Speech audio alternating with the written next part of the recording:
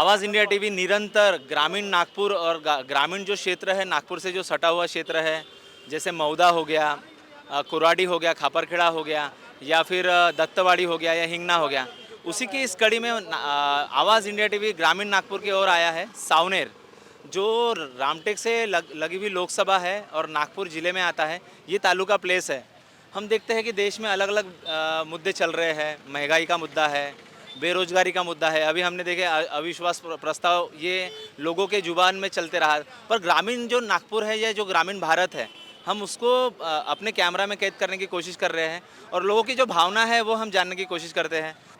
आमतौर पर सर्वसाधारण लोगों की कुछ बेसिक ज़रूरत होती है, जैसे रोटी, कपड़ा, मकान, स्वास्थ्य और शिक्षा।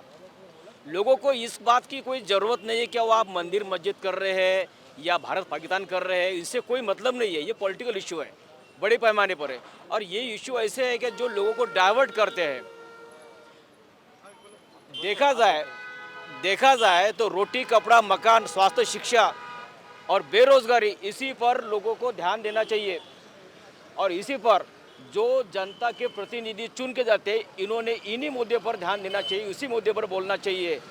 आज अगर मणिपुर की घटना हो रही है तो उसके पीछे एक वो रीजन नहीं है क्या औरतों को अपमानजनक स्थिति में से उन्होंने ये किया, उनका मार्च पास्ट किया या जो भी किया, वो बात नहीं है। असल बात ऐसी है कि मणिपुर के हिल रेजिमेंट में, हिल एरिया में प्लैटिनम के मतलब दुर्लभ खनिज पदार्थों के ये मिले हुए भंडार मिले हुए हैं। और ये खनिज पदार्थ के भंडार कुछ लोगों को सरकार देना चाहती है। और ऐसे वक्त में वहाँ के निवासियों को किस तरह से हटाया जाए, क्योंकि इस तरह से ज़बरदस्ती से आप हटा नहीं सकते। मगर अगर उनके बीच में हिंसाचार फैलाया जाए, उनको क्या बोलते उसको गलत फहमी हो जाए, तो इस तरह से लोग आपस में लड़के मरेंगे और वहाँ से भाग जाएंगे। ये उसकी सबसे बड़ी लोगों के आरोप लगे हैं। अभी आपने जो देखा, एक मशहूर स्लोगन है, ये आज़ादी झूठी है, देश की जनता भूखी है। इसको थोड़ा सा बढ़ाया जाए तो देश की जनता भूखी तो है, बेरोजगार है, अत्याचार हो रहे हैं, लोग अपनी पीड़ा बता रहे हैं। लोग हमने आप ही के हमने कैमरे में अभी कैद किया, तो ये अखंड भारत का जो सपने दिखा रहे हैं, ये खंड नहीं संभाल पा रहे हैं और ये अखंड भारत की सपने दिखा रहे हैं। हम आवाज़ इंडिया टीवी के माध्यम से ग्रामीण भारत में और नागपुर के ग्रामीण हिस्सों में जाते रहेंगे और आपको ये इस शो से मिलाते रहेंगे। धन्यवाद। यहाँ देख रहे हैं हम लोग, बहुत सारे नौजवान साथी हैं, लोग हैं, वरिष्ठ नागरिक हैं। हम देखते हैं कि अभी जो जो हाल में मणिपुर की जो घटना हुई, हम देख रहे हैं कि लोग बहुत ज़्यादा आक्रोशित है। उसके ऊपर आपकी क्या राय है? दोस्तों, जिस तरीके से आज हम लोग देख रहे हैं कि देश की परिस्थिति दिन ब दिन बदलती जा रही है और मणिपुर जैसी घटनाएं देश में बढ़ती जा रही है। ऐसी घटनाओं से समाज के ऊपर में बहुत सारे सांप्रदायिकता हो रही है। हरियाणा की जो घटना है हालिया, जो जिसमें जो नूह में घड़ी है, वह भी बहुत ही विकट परिस्थिति देश की दिखा रही है कि आने वाले 1 साल के अंदर या 2 साल के अंदर में देश किस दिशा की ओर में जा सकता है। साथ ही साथ में देश के अंदर में जो महंगाई, बेरोजगारी जो जैसे जो मुद्दे हैं, यह जो मुद्दे हैं यह बहुत ही आगे आने वाले हैं आने वाले समय में। लेकिन फिर भी इसके ऊपर में जो युवा वर्ग के तरफ से कुछ प्रोटेस्ट वगैरह सरकार के खिलाफ होनी चाहिए, उस तरीके की प्रोटेस्ट अभी तक दिखी नहीं है। लोग सुस्त पड़े हुए हैं, घर में पड़े हुए हैं, लोग बात करने को तैयार नहीं है। लोग यहाँ पे मैं इस सावनेर तालुका के अंदर में और विधानसभा के अंदर में मैं काम करता हूँ। और एक आरटीआई के तहत में मैंने ये जो डीवाईएसपी कार्यालय है वहाँ से मैंने जानकारी ली है।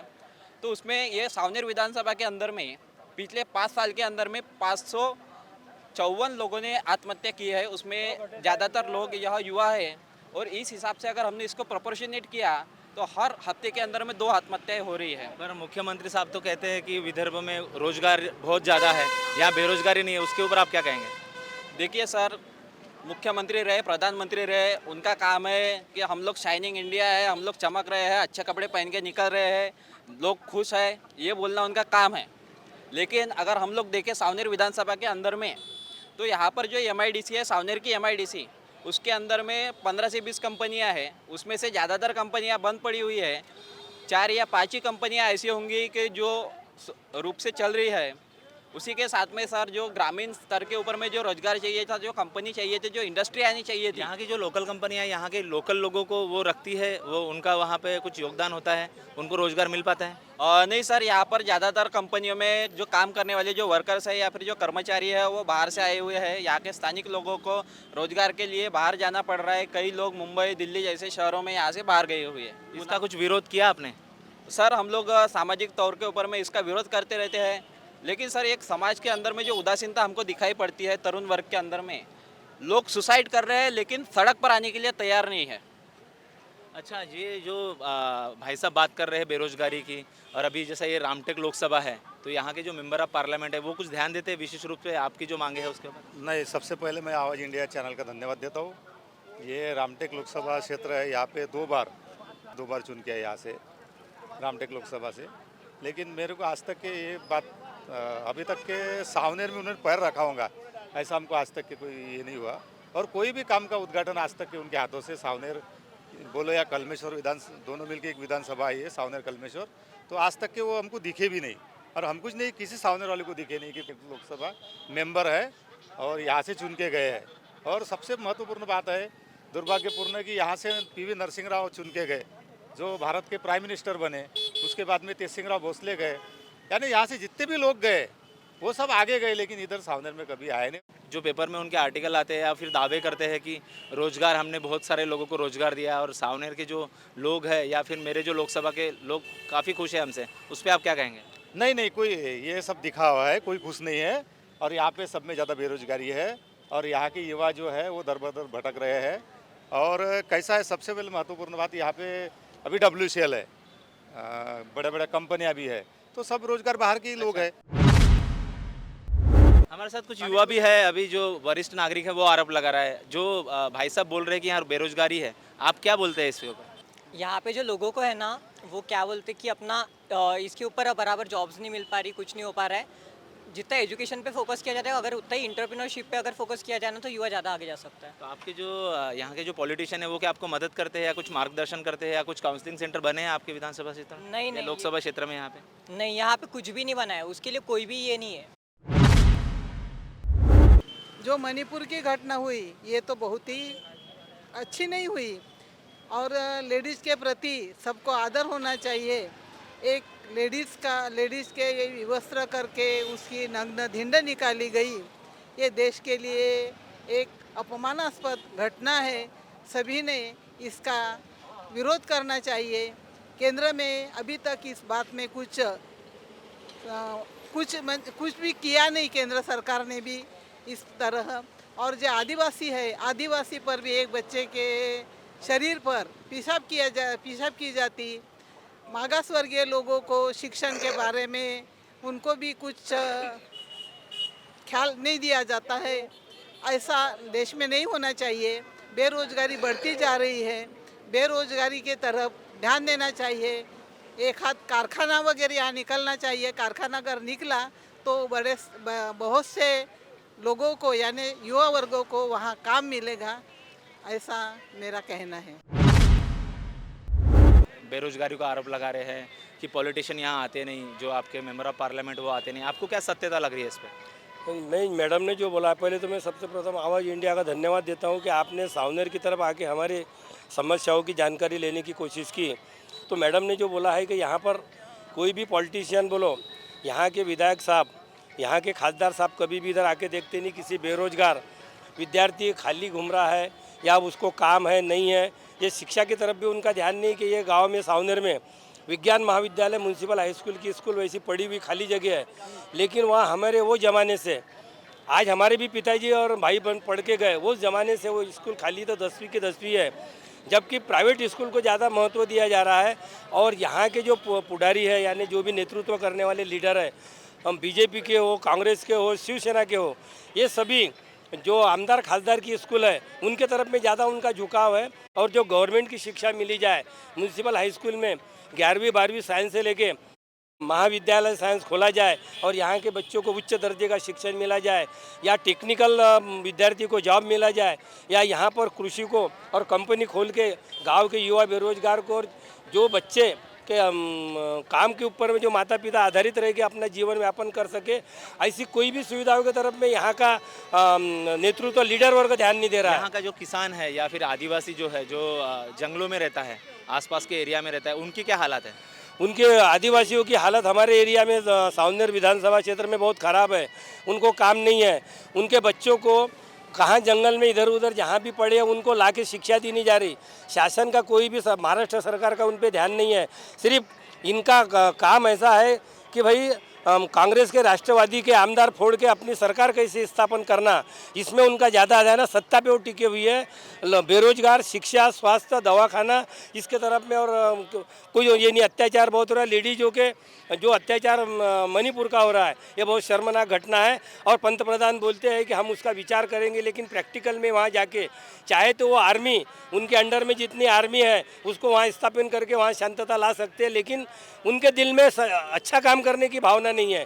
अत्याचार को कहीं ना कहीं रोकथाम लगना चाहिए। और युवा पीढ़ी ने, अगर सरकार ये काम नहीं करती है, हमारा संभाजी ब्रिगेड सावनेर का इस ओर में हम अग्रसित है कि कहीं अन्याय के खिलाफ में आवाज़ उठा के हम इस बात को नायनाट कर सके, इसलिए हम सदैव तत्पर है। जो महंगाई की जो समस्या है, इसके ऊपर आपका क्या मैसेज रहेगा और क्या मुख्यमंत्री को क्या मैसेज देंगे आप? देश में भारत सरकार जो है और महाराष्ट्र की सरकार जो खोखे की सरकार बनी हुई है, वो सरकार के माध्यम से देश में महंगाई की बहुत बड़ी समस्याएं खुद निर्माण की है सरकार ने, और उस सरकार का हम यहाँ पे निषेध करते हैं। आज जिस तरीके से धार्मिक जातीय दंगल तेढ़ निर्माण करके देश में जो वातावरण है, देश का एक एकजुटता का वातावरण है, वो उसको बिगाड़ने का माहौल यहाँ पे देश की जो सरकार वर्तमान में जो है राज्य की और केंद्र की, वो सरकार कर रही है। और उसमें जो भी लोग विधायक से लेके मंत्री है, ये सभी लोग सब झूठे वादे करके जनता को गुमराह कर रहे हैं। और अभी लोगों ने उसमें जागरूक होना चाहिए। 2024 में इनको इनकी जगह दिखा के एक नई सरकार भारत में लाना चाहिए और राज्य में भी उसका बदल होना चाहिए। अब सावनेर की बात की जाए, पठाने जी ने बात की, हमने संभाजी ब्रिगेड के माध्यम से अनेक आंदोलन किए हैं सावनेर में। और यहाँ पे जो एक विज्ञान महाविद्यालय नगर पालिका की तरफ से होना चाहिए, उस विज्ञान महाविद्यालय के लिए निवेदन देके अभी तक की उसका कोई उसकी अमलबजावनी हुई नहीं। सावनेर में जो बाज़ार है, जो आठौड़ी बाज़ार है, कई सालों से यहाँ पे प्रश्न पड़ा है। वो आठौड़ी बाज़ार यहाँ से एक जगह नहीं ले सके सावनेर नगर पालिका।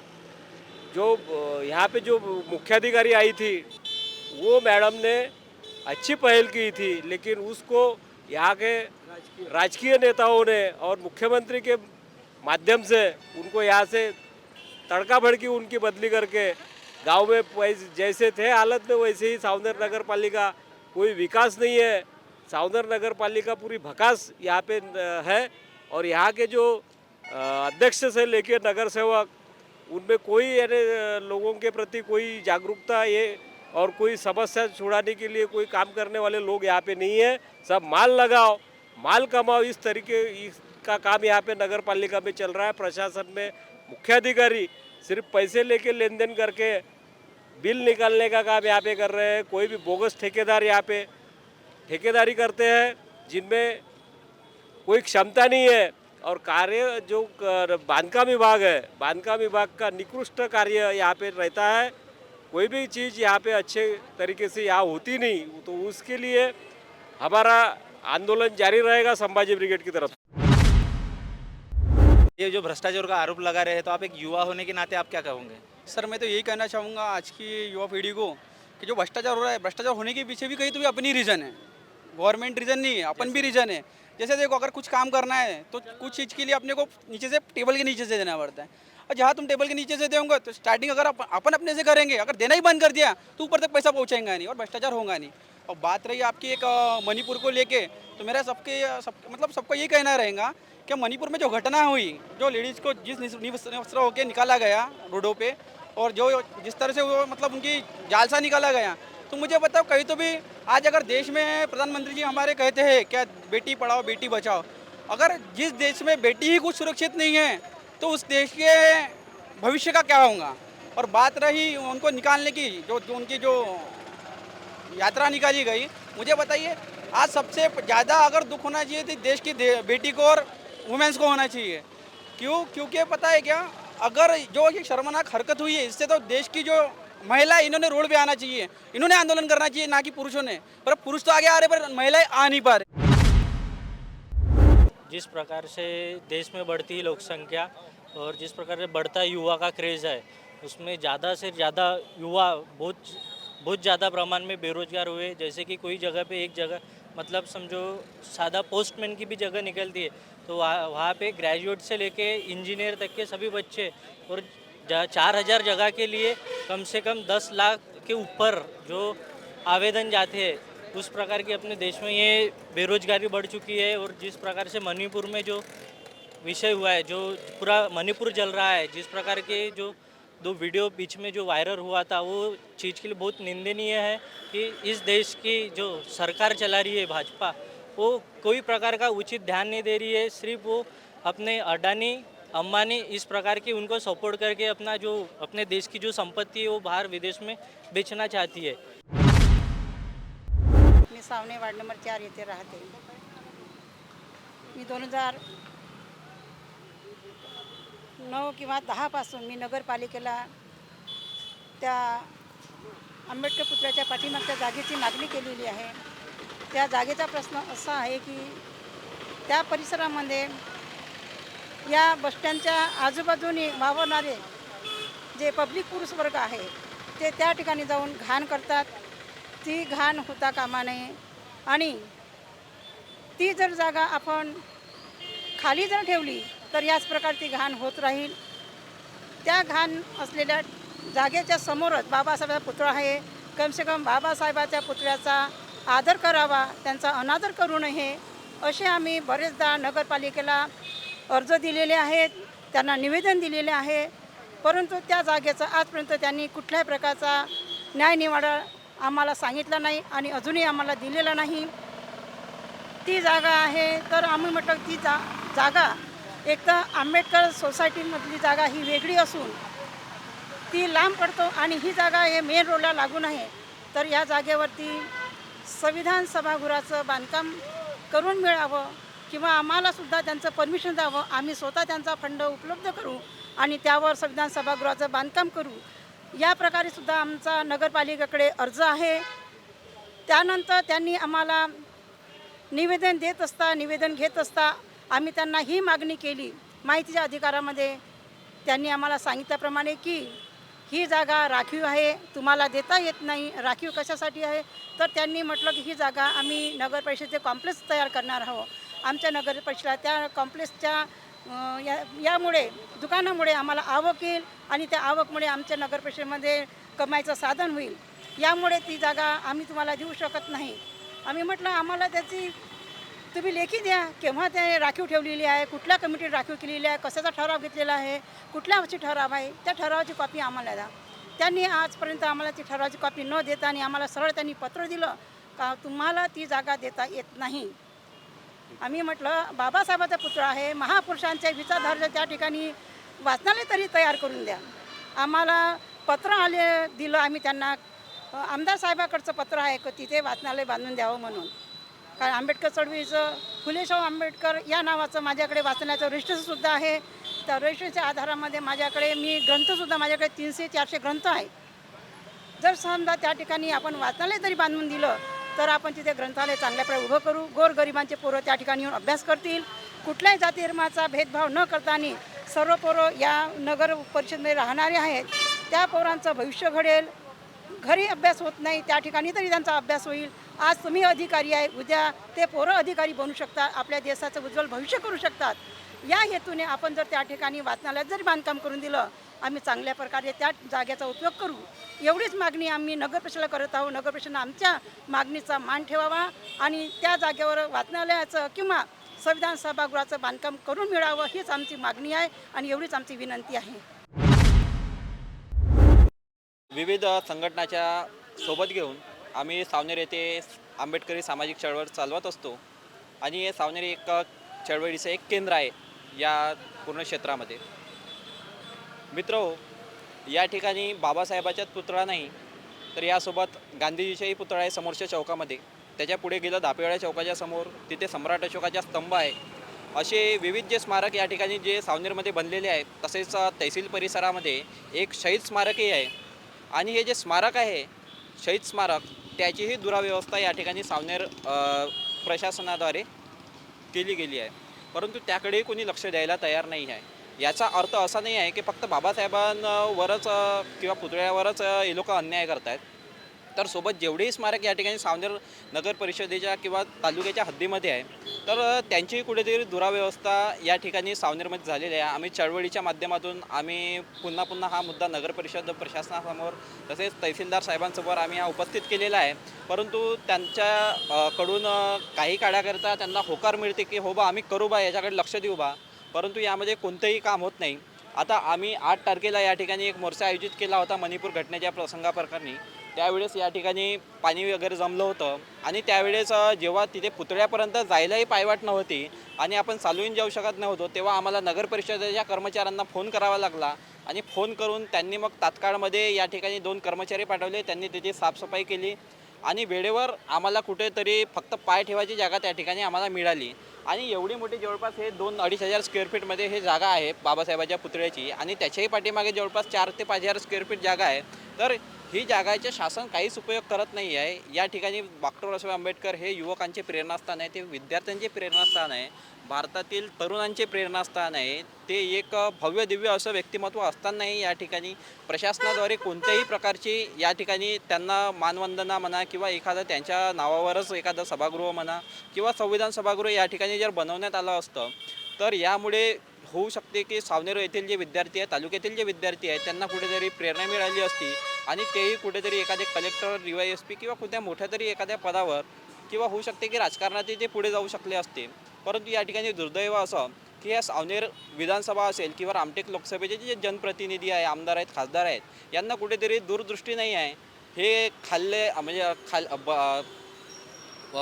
रांधल्या भाकरीचे आणि खाल्ल्या पोळीचे हे भुकेले असे आमदार आणि खासदार आहेत की ज्यांना विद्यार्थ्यांच्या भविष्यासोबत नाही, तरुणांच्या भविष्यासोबत नाही, तर कोणाशीही काही घेणं देणं नाही आहे आणि फक्त स्वतःचे पोट भरायचं, आपलं राजकारण करायचं आणि येणाऱ्या काळात फक्त आपले जे येणारी पिढी आहे याच्यासाठी कशात प्रकारे जास्तीत जास्त आपली संपत्ती तयार करता येईल यावर यांचा जास्त फोकस आहे.